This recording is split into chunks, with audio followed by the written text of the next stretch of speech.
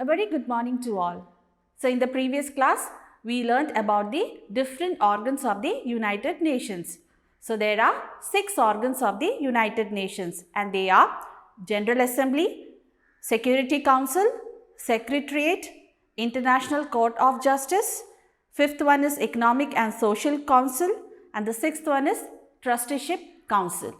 The United Nations operates through different agencies.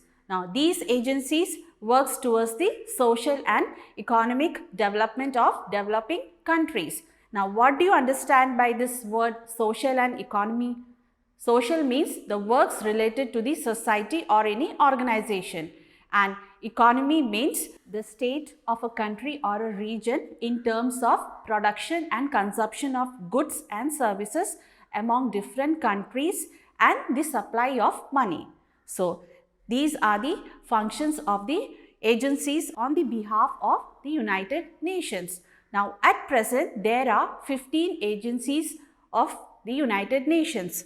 But in this chapter we are going to learn about 6 specialized agencies of the United Nations, and they are UNICEF, WHO, FAO, UNESCO, ILO and IMF. So we will be discussing about these specialized agencies one by one. So here first you can see UNICEF specialized agencies. Now its full form is United Nations Children's Fund. Now this is the logo of UNICEF and the head of the UNICEF is Henrietta Holzman IV. Now it was established in 1946 and its headquarters is located in New York, United States. Now this UNICEF agency works to meet the food, health and educational need of children and women of the developing countries. It also helps the people who are living in very bad conditions and suffering due to flood, war, earthquake and so on. Now this agency is spread over almost 190 countries and its main aim is to protect the rights of the children for their basic needs. So this was about the UNICEF specialized agency of the United Nations.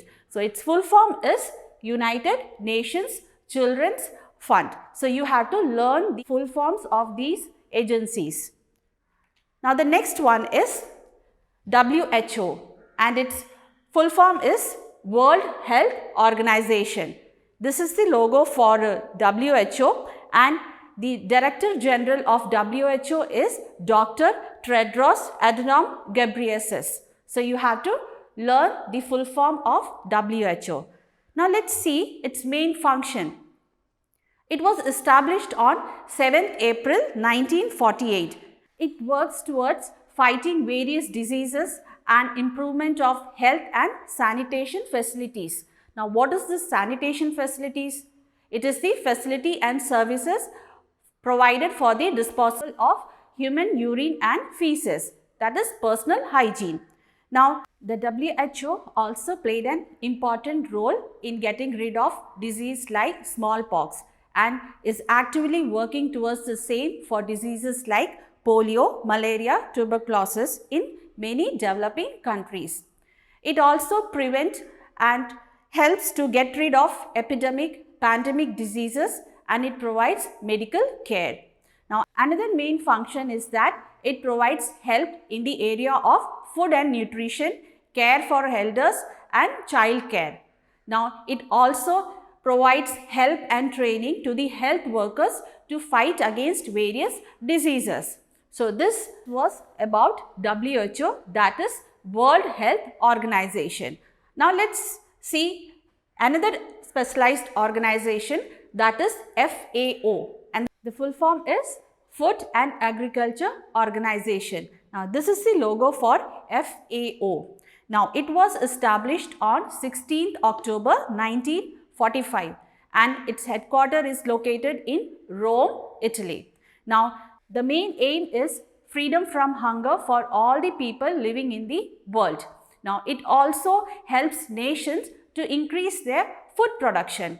Another function is that it works in the field of seed development, controlling the spread of diseases in crops and animals, and spread awareness about the improved irrigation technology and conservation of soil and forest. Now here you can see a motto written. It's Fiat Panis and it is written in Latin, and the meaning is let there be bread. So this was about the FAO, which is a specialized agency of the United Nations. Now let's discuss about another specialized agency of the United Nations, that is UNESCO. And its full form is United Nations Educational, Scientific and Cultural Organization. This is the logo for UNESCO. Now it was formed on 4th November 1946 and its headquarters is located in Paris, France. It also conducts various programs in the field of science, education and culture. Now in 1972, UNESCO adopted a treaty or signed an agreement among different countries to protect the culture and natural heritage of the world. So we have learnt about this in the previous class. Now the main aim of UNESCO is to protect the cultural and natural heritage of the world. Another function of UNESCO is that it promotes the increase and peaceful use of science and technology, because it believes that science and technology is an important tool for peace and development among the countries. So this was about UNESCO. Now let's move on to the next agency, that is ILO, and its full form is International Labour Organization. This is the logo for ILO. Now it was formed in 1919, that is just after the World War, and it was formed under the League of Nations, and it is the first and the oldest specialized agency of the United Nations. Its headquarters is located in Geneva, Switzerland. Now its aim is to promote or improve the working condition and living standard of working class people. It also works to promote equal opportunities among the people and to prevent the practice of forced labor. Now forced labor means forcing a person to work. So its main aim is to prevent the practice of forced labor.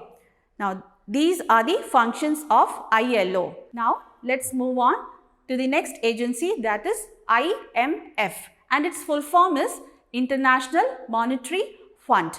Now this is the logo for IMF.